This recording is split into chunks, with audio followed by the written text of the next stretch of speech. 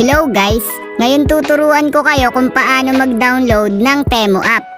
Una, pumunta ng Play Store. Then, ayan, kapag nandito na tayo sa Play Store, makikita nyo yung search button dun sa kataasan.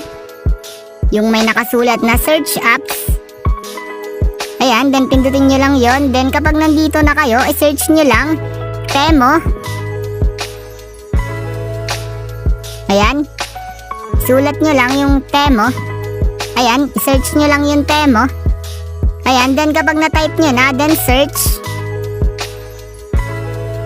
Ayan, naglo-loading. Then, ayan, ito na yung Temu app. Then kung makikita nyo, ito na yung Temu app. Then i-click nyo lang yung Temu.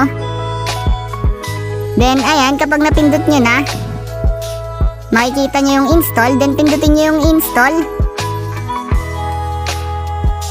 Ayan, wait lang natin.